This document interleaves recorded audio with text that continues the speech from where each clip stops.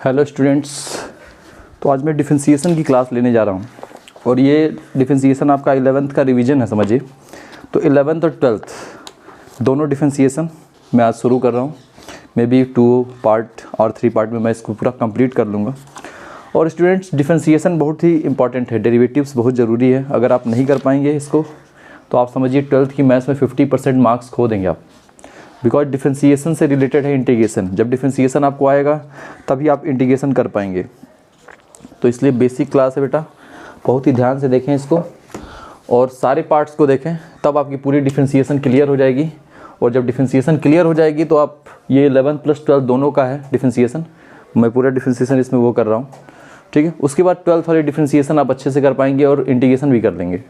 तो डिफरेंशिएशन अगर नहीं आई आपको तो आप समझ कीजिए 40 मार्क्स आपके चले गए, 80 में से 40 चले गए, क्योंकि पूरा ये हमारा जो डिफरेंशिएशन और मतलब कैलकुलस पार्ट है वो 35 to 40 का है। 35 मिनिमम है, ये 40 तक जाता है। तो 40 मार्क्स हमारे इससे हैं एग्ज़ाम में। अगर आप नहीं कर पाएंगे तो आप हाफ मार्क्स खो देंगे। दैट मीन्स आप सिर्फ सब 50 के लिए एलिजिबल रह जाएंगे। तो वेरी इंपॉर्टेंट क्लास है बेटा डिफरेंशिएशन। मैं देख रहा हूँ कि बहुत से बच्चों को अभी भी नहीं आ रही है, वो डिफरेंशिएशन नहीं कर पा रहे हैं, वो चेन रूल नहीं कर पा रहे हैं, जो कि 12th में रिक्वायर्ड है। अगर चेन रूल नहीं आएगा तो 12th का डिफरेंशिएशन आप नहीं कर सकते। तो चलिए स्टूडेंट्स स्टार्ट करता हूँ मैं। पहले हम सिंपल फार्मूले लिख देता हूँ मैं, जो बेसिक फार्मूले हैं आपको चाहिए। फार्मूला नंबर 1, ये चल रही है क्लास डेरिवेटिव्स की। डेरिवेटिव्स और डिफरेंशिएशन एक ही चीज़ होता है। ये हमारा पार्ट 1 है। दूसरी बात, दैट मीन्स इसका पार्ट 2 भी आएगा, ठीक है। तो ये है मोस्ट, और आप पढ़ रहे हैं कहाँ? Saurabh sir maxima maths classes में। तो पहला हमारा पहला जो है इसका फार्मूला पढ़ लेता हूँ मैं, आपको बता देता हूँ। इसको फर्स्ट प्रिंसिपल से हम लोग प्रूफ भी कर सकते हैं, बट अभी मैं फर्स्ट प्रिंसिपल पे नहीं जाऊँगा। अभी हमारा फोकस है कि आपको डिफरेंशिएशन बस आ जाए। फर्स्ट प्रिंसिपल को किनारे करिए, क्योंकि उसका यूज भी नहीं है 12th में, तो क्या फ़ायदा हम फर्स्ट प्रिंसिपल सीख के क्या करेंगे। तो सबसे फर्स्ट क्वेश्चन है d/dx x⁴n। इसका डिफरेंशिएशन क्या होता है? तो बेटा ये x है, ये n है, ठीक है। ये x बेस है, ये उसका पावर n है। और यार n जो होगा, n यहाँ पे कोई इंटीजर कांस्टेंट नंबर होगा, रियल नंबर लिख सकते हैं, रियल नंबर होगा। दैट मीन्स ये कांस्टेंट होगा। और x जो है ये फंक्शन है हमारा, वेरिएबल है। तो यहाँ पे जब भी x⁴n का डिफरेंशिएशन करेंगे तो आपका आ जाएगा n x⁴n - 1, एक पावर लेस हो जाएगा, ठीक है। मैं इसका एग्जांपल दे देता हूँ आपको। सपोज कि मैंने एग्जांपल ले लिया मैंने d/dx x⁵। अब इस फार्मूले के अकॉर्डिंग ये जो पावर 5 है ये आगे आ जाएगा, ये पावर 5 आगे आ गया, और उसमें से एक पावर कम हो जाएगा। तो 5 में से 1 कम कर लीजिए आप, कितना होता है ये हो जाएगा 5x⁴, ठीक है। तो हमारा एक रूल क्लियर हो गया स्टूडेंट्स। चलिए बढ़ते हैं हमारे दूसरे रूल की तरफ। फार्मूला नंबर 2, ये है फार्मूला नंबर 1, ठीक है। आते हैं दूसरे रूल पे। तो फार्मूला 2 क्या है? सेकेंड फार्मूला वह है d/dx ऑफ कांस्टेंट इज 0। दूसरा फार्मूला ये कहता है बच्चा कि अगर कोई कांस्टेंट है और वो अकेले है तो उसका डिफरेंशिएशन 0 होगा। जैसे एग्जांपल के लिए हम ले लेते हैं d/dx 2 का डिफरेंशिएशन करेंगे 0 आ जाएगा, ठीक है। तो ये हो गया हमारा दूसरा फार्मूला, ठीक है। अब फार्मूला नंबर 3 पर आ जाते हैं। फार्मूला नंबर 3 है d/dx e⁴x। इसका सेम आता है, e⁴x का वही आ जाएगा स्टूडेंट्स। तो बहुत ही सिंपल फार्मूला, इसका एग्जांपल लिखने की जरूरत नहीं है, सीधे फार्मूला याद कर लीजिए आप। Formula number 4 d/dx log x base e, इसकी वैल्यू 1/x होती है, ठीक है। तो d/dx log x base e, कभी कभी इसको log x भी लिख लेते हैं, कहीं कहीं क्वेश्चन में d/dx log x लिखा होता है। तो दोनों सेम है, ये दोनों सेम फार्मूला है, ठीक है। तो फार्मूला नंबर 4 भी हो गया आपका। चलिए अब आ जाते हैं फार्मूला नंबर 5 पर। 4 में ऊपर लिख देता हूँ फिर से, d/dx log x अगर लिख दिया जाए तब भी ये 1/x है, ठीक है, सही है। नेक्स्ट फार्मूला है हमारा formula number 5, D by D x log x base A. अब यहाँ पे देखिए बेस ए लिखा होगा, यहाँ पे ए जो होता है ये आर्बिट्री कांस्टेंट होती है, इसकी वैल्यू 2 होता है, 5 हो सकता है, 20 हो सकता है, मतलब कोई नंबर होता है। तो यहाँ पे इसका आंसर क्या आएगा, 1/x लॉग ई बेस ए, ये इसका आंसर होगा, फार्मूला नंबर 5। ठीक है, इसका एग्जांपल लिख लेता हूँ मैं कि d by D x log 5, sorry wait a second, d by D x log x base 5, तो इसका आंसर हो जाएगा आपका 1/x लॉग ई बेस 5। ठीक है, तो ये हमारा फार्मूला नंबर 5 हो गया। अब फार्मूला नंबर 6 पे आ जाते हैं। फार्मूला नंबर 6 क्या हो जाएगा हमारा, D by D X A to the power X, ये हो जाता है A to the power X log A base E. यहाँ पे भी ए आपका एक टाइप से आर्बिट्रेरी कांस्टेंट कहते हैं ए को, A is known as arbitrary constant. एक ऐसा कांस्टेंट होता है जो वैल्यू बदलता है।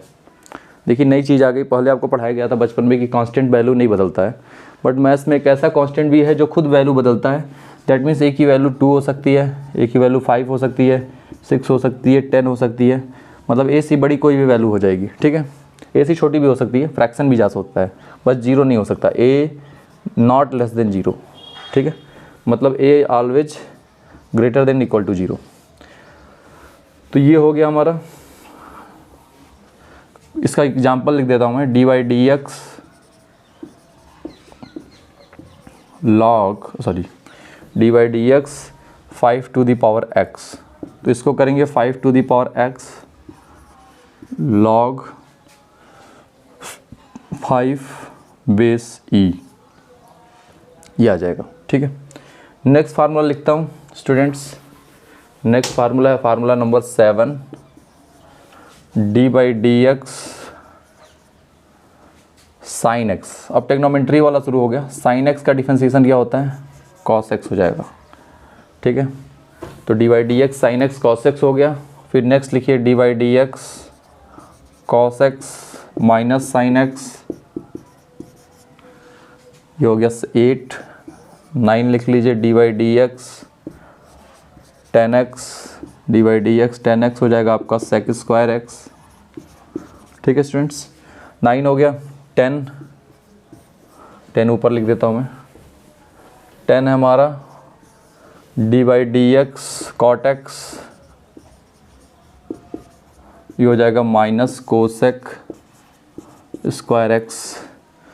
इसके बाद हमारे और फार्मूले हैं, 11 12 भी है। Formula number 11 d by D x sec x, पता है ना, तो सेक एक्स का हो जाता है sec x tan x. And last formula 12th है हमारा D by D x cosec x minus cosec x cot x. ठीक है, तो स्टूडेंट ये हमारे सारे फार्मूले कंप्लीट हो गए। एक और रूल है हमारा, फार्मूला नहीं उसको रूल कहूँगा मैं, वो मैं आपको लिखवा देता हूँ। वो रूल क्या है, आप पहले इसको नोट डाउन कर लीजिए, pause it and note it down. हो गया ये। अब देखिए, अब नेक्स्ट हमारा जो रूल है वो क्या है। रूल ये है कि इफ़ कांस्टेंट, अगर कांस्टेंट हो come along with variable, come along with variable मतलब आपका हो गया बेटा फंक्शन, हमारे लिए फंक्शन है, जनरल लैंग्वेज में वेरिएबल बोलते हैं। जैसे आपका 3 × 3x टू द पावर 5, इसका डी बाई डी एक्स करना है।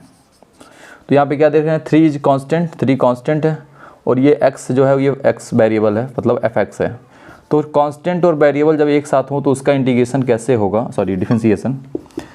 इंटीग्रेशन भी हम लोग को पढ़ना है, इसलिए मुझे याद आ रही है इंटीग्रेशन की, लेकिन अभी डिफरेंशिएशन करिए आप।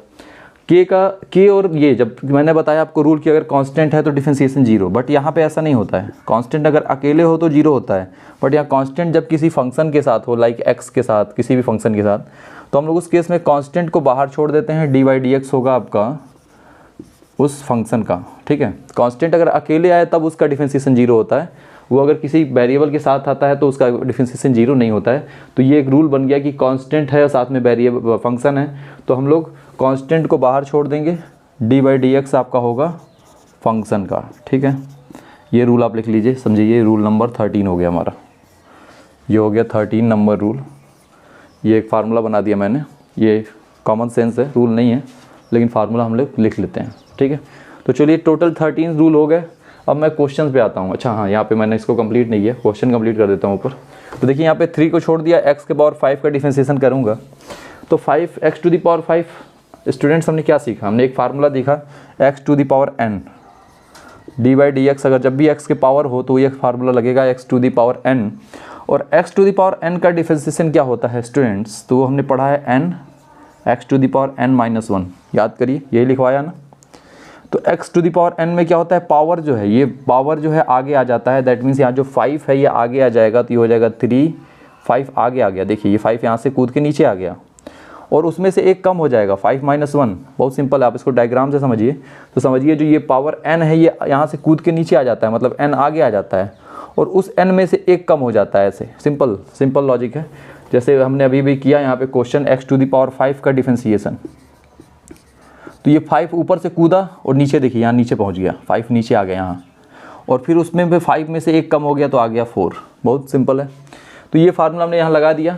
अब देखिए यहाँ पे 3 पहले से था, 3 और 5, और 3 और 5 दोनों मल्टीप्लाई होंगे तो 3 5 कितना हो जाएगा, 15 हो जाएगा। तो ये हो गया 15 x to the power 4 answer आ गया, ठीक है। चलिए और क्वेश्चन ले लेता हूँ मैं, आपको एक क्वेश्चन सॉल्व कराता हूँ।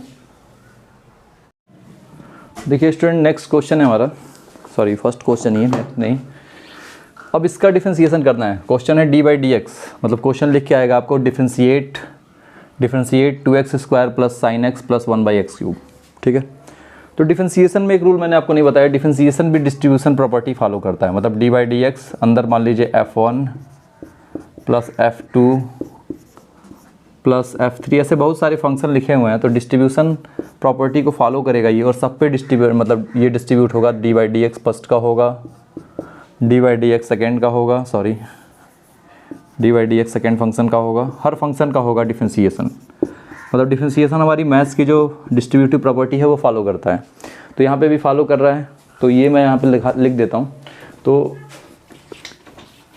अब ये रूल मैं आपको लिखा नहीं रहा हूँ क्योंकि आपको ऑलरेडी डिस्ट्रीब्यूशन प्रॉपर्टी पता है, तो हम लोग ऐसे डायरेक्टली कर लेते हैं। D by D x first का हो जाएगा D by D X of 2x square plus D by D X of sine x plus D by D X of 1 upon x cube, ठीक है बेटा। तो बच्चों देखिए हमने ये डिस्ट्रीब्यूट कर लिया बच्चों। अब देखिए, अब यहाँ पे देखिए 2 और एक्स स्क्वायर है। अब याद करिए मैंने रूल नंबर 13 क्या लिखवाया है कि कोई फंक्शन k हो और उसके साथ fx हो और इन दोनों का एक साथ करना है, तो क्या करना है आपको, k कुछ कांस्टेंट को बाहर छोड़ देना है, कांस्टेंट को बाहर छोड़ देना है। ये रूल सीधा समझ लीजिए आप, ऐसे लिखने की जरूरत नहीं है। कांस्टेंट अगर वेरिएबल के साथ आ जाए, जैसे यहाँ पे 2 कांस्टेंट है, एक्स स्क्वायर वेरिएबल है, तो 2 को बाहर छोड़ दीजिए, डी बाई डी एक्स करिए आप इसका एक्स स्क्वायर का, ठीक है। बट अगर 2 अकेले आता, 2 अगर सिंगल रहता, यहाँ पे सपोज कर लीजिए एक्स स्क्वायर नहीं रहता, तो उसका डिफरेंशिएशन जीरो हो जाता, ठीक है। ये हो गया first plus D by D X of sine X. तो D by D X of sine X पढ़ा है ना फार्मूला, मैं लिख देता हूँ D by D X of sine X हमने पढ़ा है क्या, कॉस एक्स। ये हमका आपको याद होना चाहिए। मैंने जो 12 फार्मूले लिखवाए हैं 13 वो पूरे याद होने चाहिए, एक भी आपको याद नहीं होगा तो नहीं काम चलेगा आपका। फिर यहाँ आ जाइए स्टूडेंट, यहाँ पे देखिए क्या है बच्चा, यहाँ पे एक्स क्यूब लिखा है बट एक्स क्यूब नीचे लिखा है। तो ये मैथ्स की पुरानी प्रॉपर्टी है कि अगर कोई नंबर नीचे हो तो आप उसको ऊपर लेते जाएँ तो उसका पावर अपोजिट साइड में आ जाता है। जैसे यहाँ पे +3 है तो ऊपर जाके -3 हो जाएगा, अगर माइनस में होता तो ऊपर जाके प्लस हो जाता, क्योंकि जब ऊपर ले जाएंगे आप तभी आपको फार्मूला लगेगा कौन सा वाला, d by D x x to the power n वाला, ये वाला फार्मूला तभी अप्लाई होगा। अब हमने क्वेश्चन लिख लिया, अब हम हर जगह फार्मूला अप्लाई करेंगे, आपको दिखाता हूँ मैं, क्योंकि अभी आपको फार्मूला याद नहीं है तो मैं लिख देता हूँ। पहले में कौन सा फार्मूला लगेगा, पहले मैं इधर लिख देता हूँ, D by D x x to the power n का फार्मूला लगेगा, जहाँ पे n आगे आ जाएगा और उसमें से एक पावर कम हो जाएगा, तो पहले वाले में ये एक्स स्क्वायर है, एक्स स्क्वायर का हो गया 2 आगे आ गया और 2 पावर में से 1 पावर माइनस हो गया प्लस साइन एक्स का मैं लिख देता हूँ student D by D X of sine x cos x होता है, ठीक है। तो ये हो जाएगा D by D X of sine x cos x. आप भी जल्द से जल्द फार्मूला याद कर लें, ये रिक्वेस्ट है मेरी। फिर लास्ट वाले में फिर से x to the power n, ये वाला फार्मूला फिर से लगेगा, ये वाला यहाँ पे लास्ट में। तो ये माइनस है तो -3 आगे आ जाएगा और -3 में से एक और -1 हो जाएगा, ठीक है। अब देखिए यहाँ पे 2 2 जा 4, एक्स टू दी पावर कितना आ गया 1 आ गया, प्लस कॉस एक्स, ये प्लस और माइनस ये -3 हो जाएगा और x to the power -3 sorry -4, -3 and -1 -4। अब इसको सॉल्व कर लेंगे स्टूडेंट्स, तो ये हो जाएगा 4x plus cos x minus, ये पावर नीचे लेते जाएंगे फिर से प्लस करने के लिए, तो ये आंसर हो गया हमारा। तो स्टूडेंट आंसर आ गया हमारा, ठीक है। दिख रहा है आपको? एब्सोल्युटली गुड, अच्छा दिख रहा है आपको, कोई प्रॉब्लम नहीं है। तो ये क्वेश्चन नोट डाउन कर लें, नेक्स्ट क्वेश्चन की तरफ बढ़ते हैं हम। देखिए नेक्स्ट क्वेश्चन आ गया स्टूडेंट आपके सामने स्क्रीन बोर्ड पे, एक 3 to the power x plus x cube plus 3 to the power 3।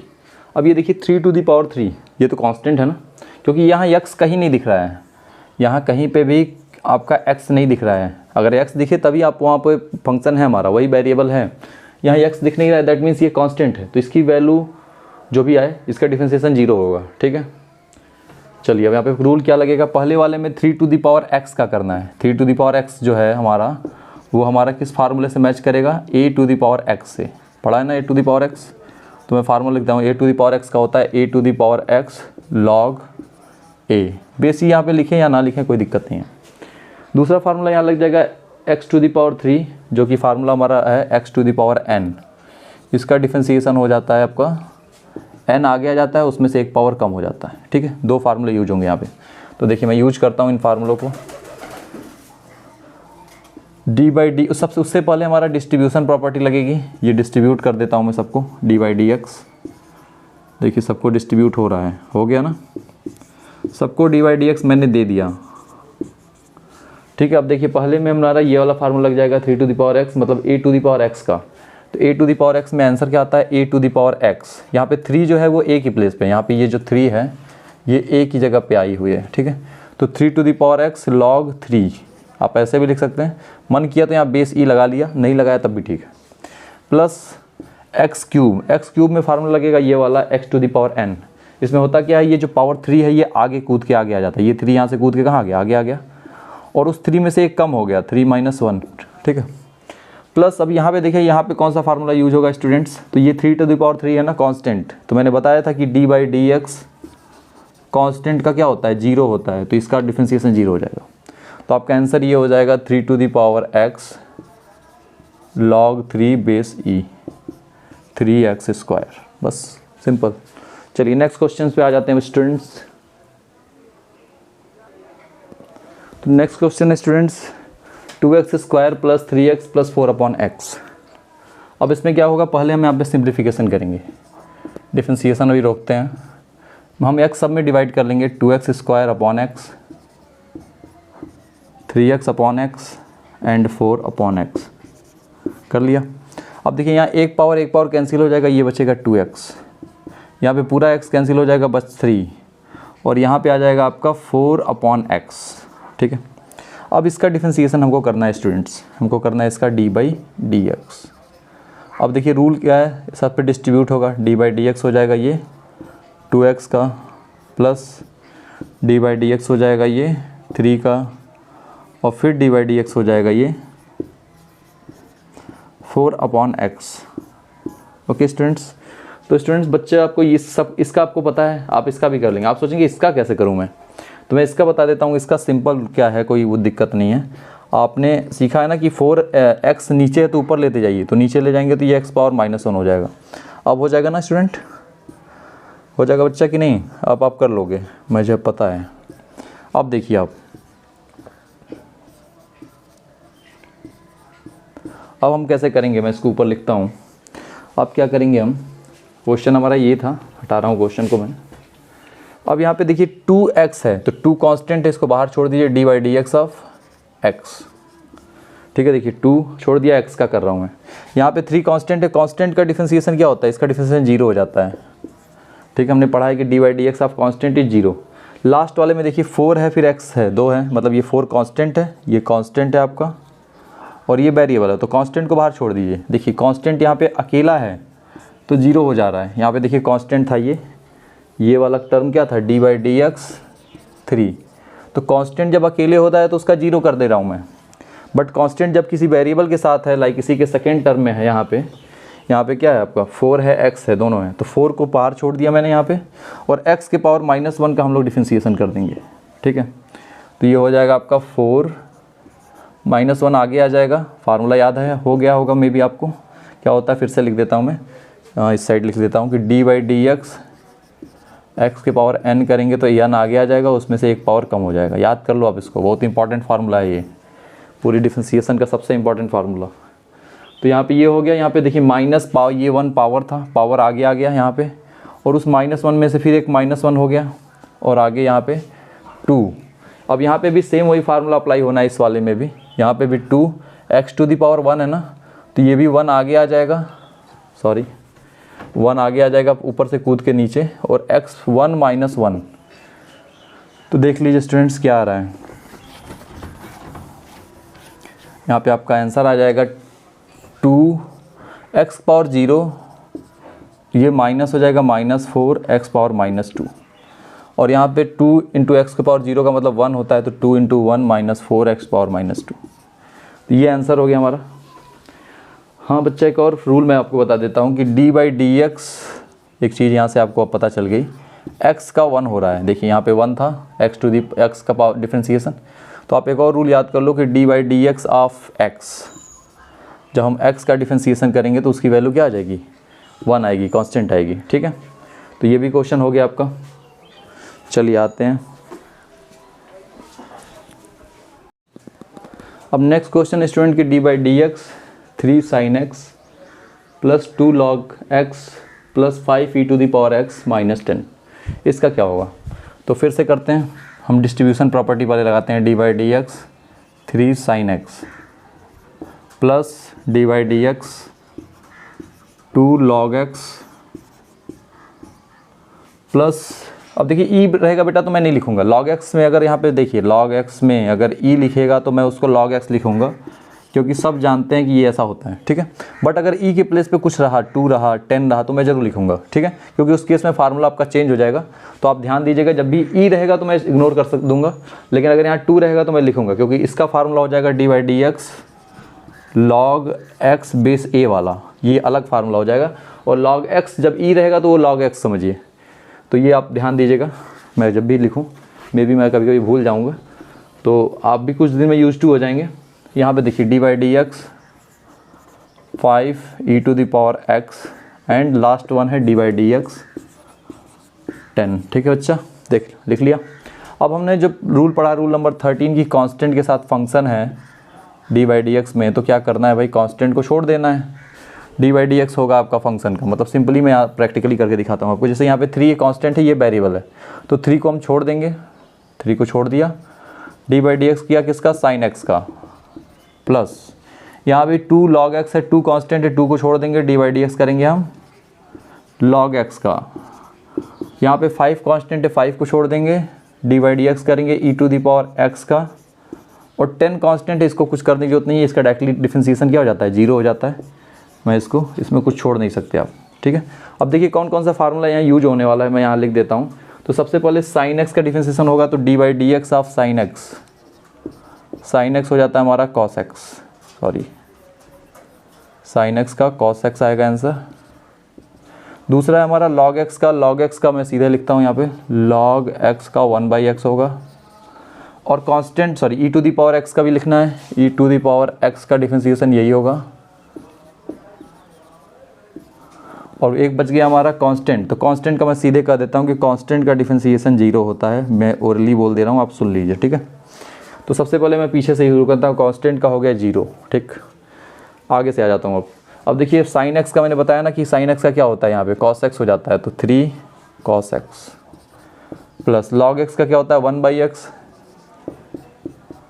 और e to the power x सबसे अच्छा है क्योंकि e to the power x का एक सेम होता है, तो 5 e to the power x। ठीक है, अब इसको सॉल्व कर लिया तो क्या आ गया 3 cos x plus 2/x plus 5 e to the power x। ठीक है बच्चा, अब हम मिलेंगे अपने नेक्स्ट पार्ट में, नेक्स्ट पार्ट 2 में। पार्ट 1 हमारा यहाँ कंप्लीट होता है। मुझे लाइक एंड सब्सक्राइब कर दें बेटा प्लीज़। चलिए मिलते हैं नेक्स्ट पार्ट पे।